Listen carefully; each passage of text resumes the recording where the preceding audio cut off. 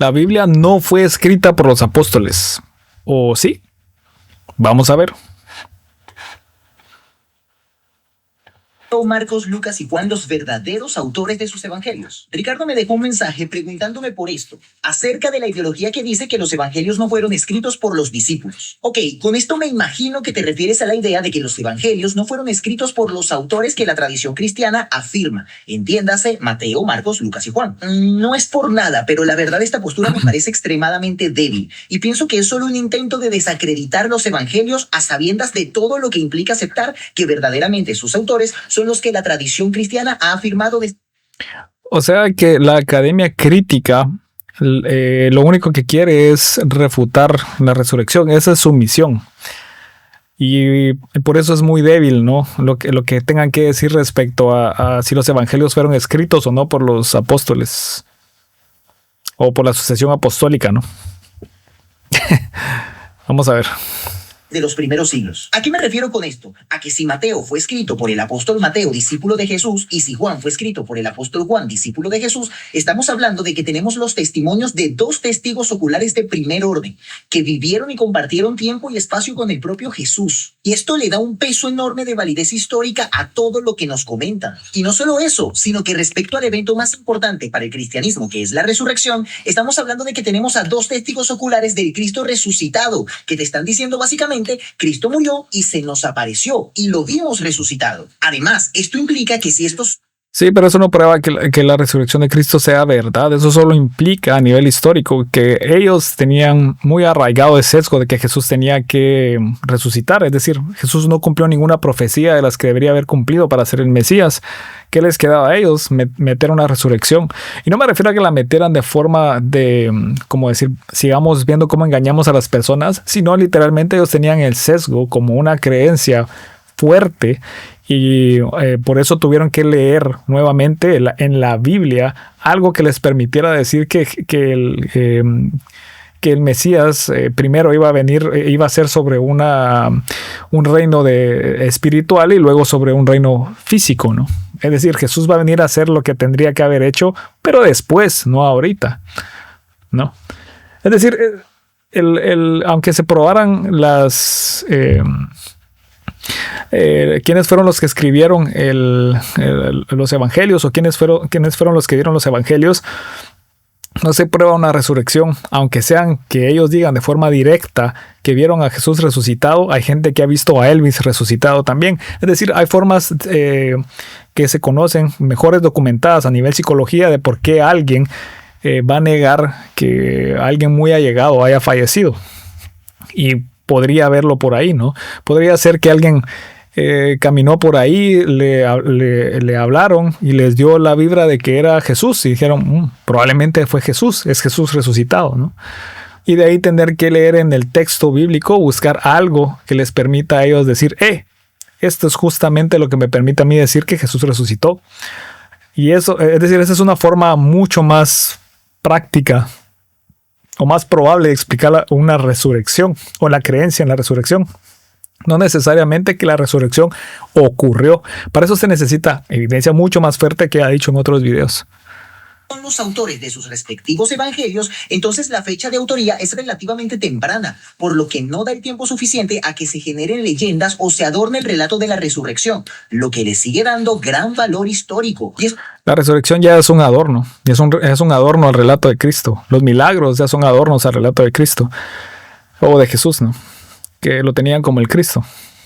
Esto mismo aplica para los evangelios de Marcos. Es decir, se puede tomar lo que decían los evangelios de Jesús como algo histórico, la parte que no es contradictoria, es decir, que no contradice cuerpos completos de conocimiento como la medicina o incluso la termodinámica, ¿no?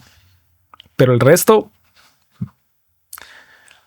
pues no, es dudoso, ¿no? Es bastante confiable dudar de ello, ¿no? Hay más evidencia de que eso no va a pasar o que no pudo haber pasado que evidencia de que eso es siquiera posible, ¿no? Y Lucas, si bien no fueron discípulos directos de Jesús, Lucas, como compañero de viaje del apóstol Pablo, está relacionado con la primera generación de cristianos. Y Marcos, por su parte, recoge el testimonio del apóstol Pedro, discípulo de Jesús, es decir, testigos oculares de segundo orden que gozan también de un enorme peso histórico. No, no necesariamente. Es decir, gozarían de enorme peso histórico si fueran parte de la trazabilidad de quienes escribieron los evangelios. Eh, pero el problema es de que no, hay un punto en el cual se pierde esa trazabilidad. Hay un punto en el cual la iglesia primitiva no tiene ni idea de quién escribió los evangelios. Y por eso cuando citan los evangelios, solo los citan como los evangelios y no citan la autoría como se hace actualmente, ¿no? A los evangelios, ¿no? Cuando se cita algo de los evangelios, se dice quién lo escribió, el versículo y todo, ¿no? Dejando a un lado los versículos, ¿no? Pero al menos la autoría de quién lo escribió, si hubieran sabido, lo hubieran hecho, pero no sabían porque los evangelios estaban en el anonimato. Ellos no conocían quiénes los habían escrito, ¿no? Porque no había trazabilidad respecto a quiénes los habían escrito. Luego ellos analizan los textos para ver quién posiblemente los pudo haber escrito. Y eso lo hicieron muy bien, digamos, analizaron muy bien el texto para determinar quiénes era posible que los hubieran escrito. Pero eso no es lo mismo a saber quiénes los escribió. Una forma como fácil de entender esto es, por ejemplo, a ustedes les llegan unas rosas rojas, ¿no? El momento de ver las rosas rojas, ustedes dicen, ¿quién me pudo haber mandado eso? Solo tengo 2 amigos. Y un amigo solo vive en un lugar de rosas amarillas y el otro vive en el lugar de rosas rojas. Ustedes concluyen, basado en lo que están viendo, de que quien se los mandó fue su amigo que vive en el lugar de rosas rojas. ¿Eso significa que ustedes saben quién les mandó las rosas rojas? No, pudo haber sido otra persona, ¿no? Eso fue más o menos lo que hicieron, es decir, vieron el texto y dijeron, bueno, estos textos son los evangelios, analicemos los textos y así vemos quién es más posible que lo haya escrito, pero eso no significa que supieran de dónde viene, no existe esa trazabilidad. Por eso es de que hay silencio en la iglesia primitiva cuando citan a los evangelios. No citan la autoría de quién hizo el evangelio, solo citan al evangelio y ya está. La idea de que los evangelios no fueron escritos por los discípulos se basa principalmente en la crítica moderna y se empezó a popularizar desde el siglo XIX. No tengo nada en contra de estos estudios de la crítica moderna, porque ciertamente nos han ayudado a comprender. No tiene nada en contra de los estudios de la crítica moderna, pero lo primero que dice es decir que es algo muy débil y que eso solo es dado solo se dijo para evitar que la consecuencia de la resurrección de Cristo y algo así. Eso es literalmente hablar en contra de la crítica moderna. Ahora puede ser de que él haya estado hablando de simples, es decir, ateos de que simplemente quieren desechar eso, quieren desechar las autorías para poder decir que no hay nada que dicte que Jesús resucitó. Si se refiere a eso, que gente a quien no le importa si de verdad esto ocurrió o no, estoy un poco de acuerdo, pero pues él no hace la distinción y si no, creo que estoy justificado en asumir de que estaba hablando de la crítica moderna y luego aquí está diciendo que no tiene nada en contra de la crítica moderna cuando al inicio les tiró tierra y envenenó el pozo por completo, ¿no?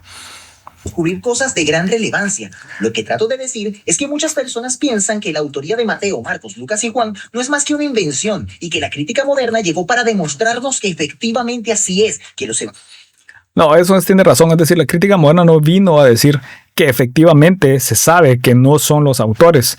Lo que vino a mostrar es de que hay agujeros en la creencia de las autorías y que eso te mueve un poco la probabilidad más respecto a que quizás la iglesia no sabía, y no me refiero a quizás como que allá a lo lejos, no, como que de verdad no sabían quiénes eran los autores. Luego analizaron los textos y en base en el análisis puramente de los textos, no de la trazabilidad, no de ver de dónde venía el texto, bueno, o el evangelio, no a la trazabilidad del evangelio, sino a analizar quién pudo haber escrito el evangelio según el sesgo de quién ellos creían que los habían escrito, ¿no? Pero es el mismo problema de la rosa amarilla y la rosa roja, ¿no? Ellos en realidad no saben quiénes los escribieron y por eso al inicio, cuando citan la Biblia, los evangelios, cuando Policarpo, por ejemplo, es el ejemplo más quemado, ¿no? Hay otros ejemplos que voy a dejar tal vez en los comentarios. Citan, no ponen quién fue el autor, solo citan el evangelio como el evangelio. Evangelios son mucho más tardíos de lo que se pensaban y que no fueron escritos por las personas a quienes se le atribuyó, y esto no es así. Desde los primeros siglos han existido argumentos históricos fuertes para defender la autoría tradicional de los evangelios. El argumento más fuerte de todos es que la iglesia primitiva fue prácticamente unánime en atribuir los evangelios a Mateo, Marcos, Lucas y Juan.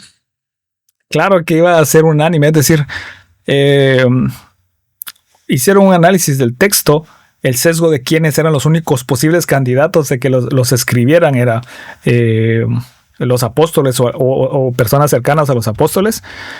Y basado en eso, leyeron el texto o leyeron o analizaron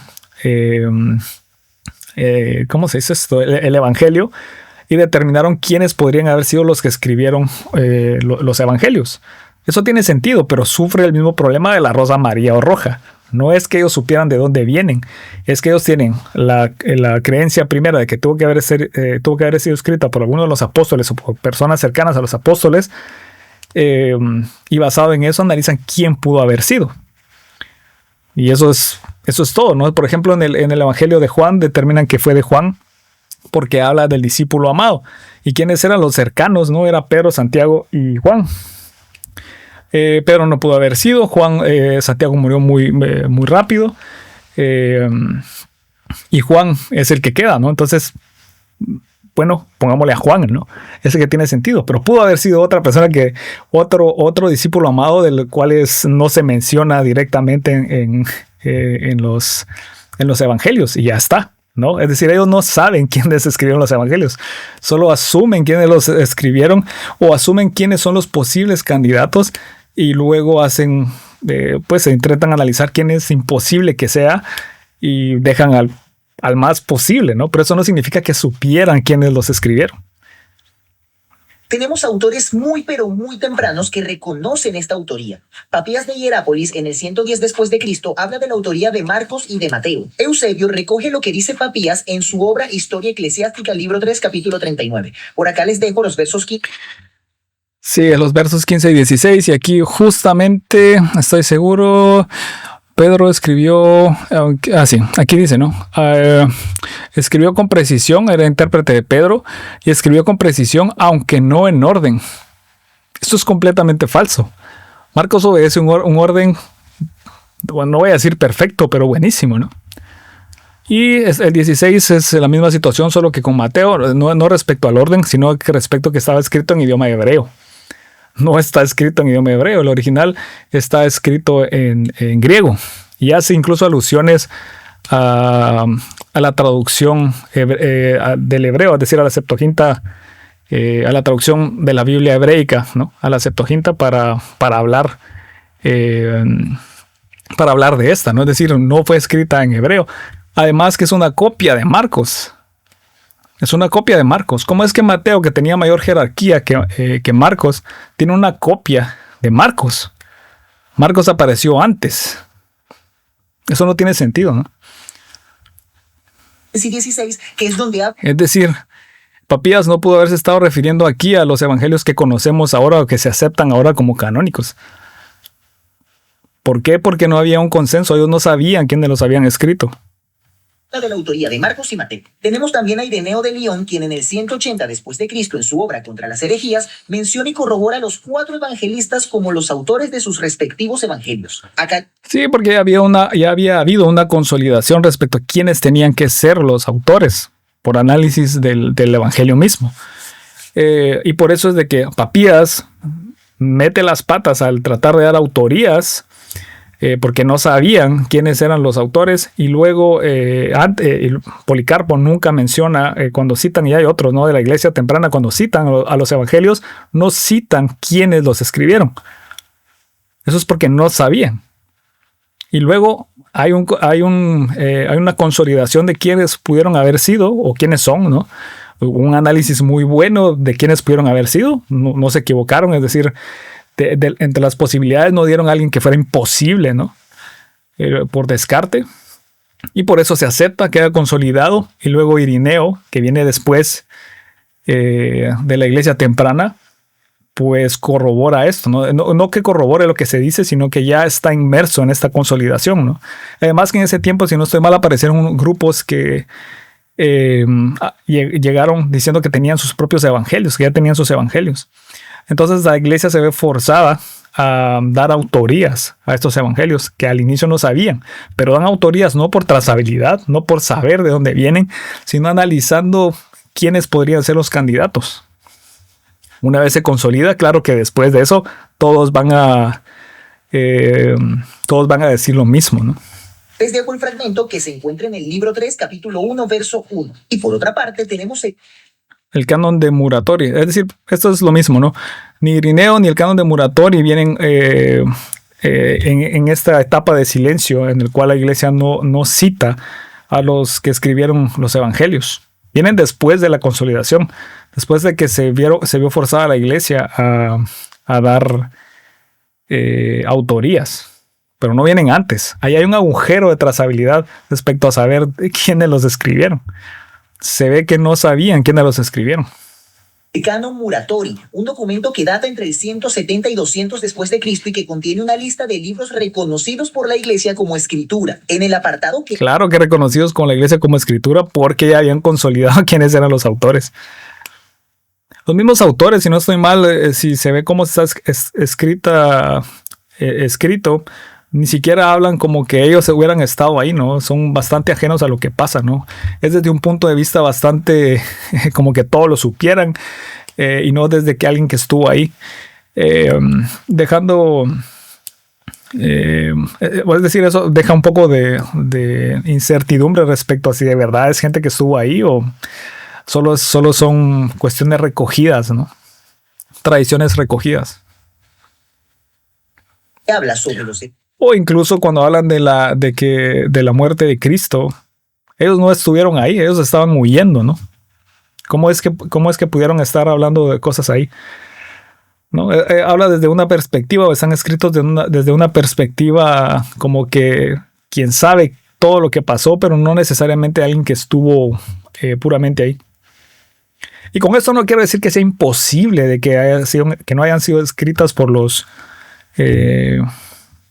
autores que se dicen que fueron escritas o que la iglesia dice que fueron escritas. No estoy diciendo que es una imposibilidad, solo estoy hablando de que hay buena evidencia de que no es el caso o que la iglesia misma no sabía de dónde provenían exactamente, ¿no? Y que por eso no se puede asegurar que vienen de ellos o no. Entonces cuando él dice hay evidencia fuerte y que la otra evidencia es basura, está equivocado, ¿no?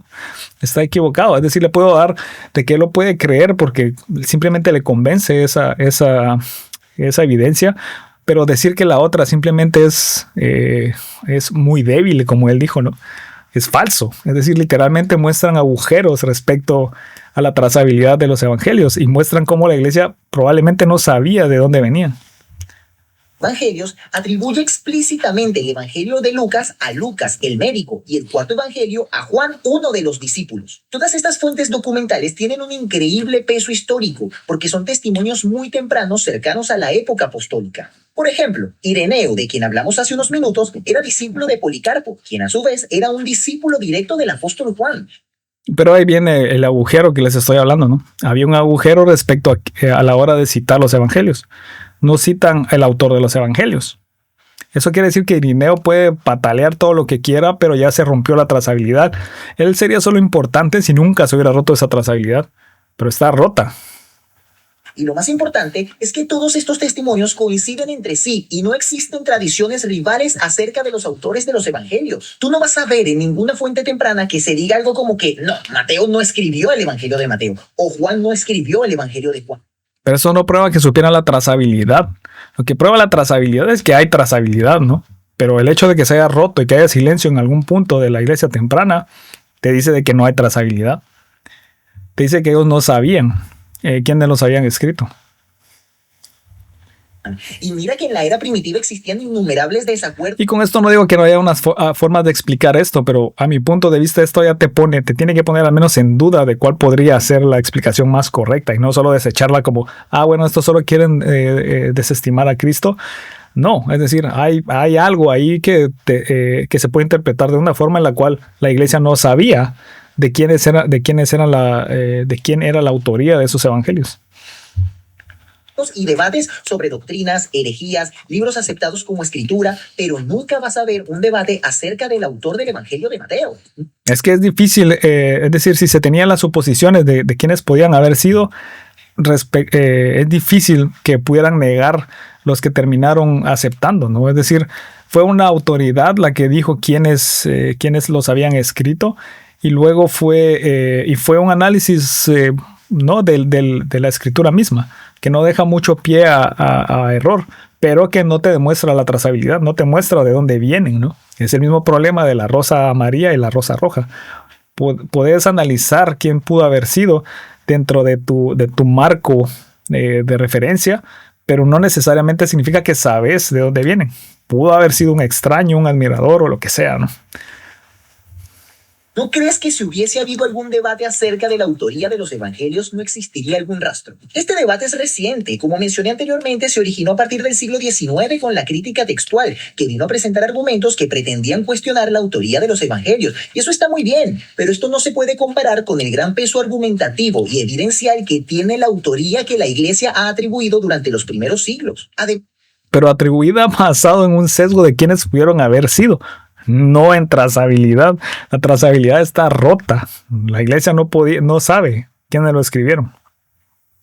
Es decir, entiendo que se puede argumentar algo como no es que no sepan, sino que simplemente, yo que sé, por costumbre, o una costumbre que solo ocurrió en ese rato, de forma mágica, ¿no? O, no quiero hablar de forma mágica porque tampoco es que sea mágico, pero que simplemente por alguna razón no estaban citando a los autores porque, bueno, eran de primera mano, entonces no lo hacían.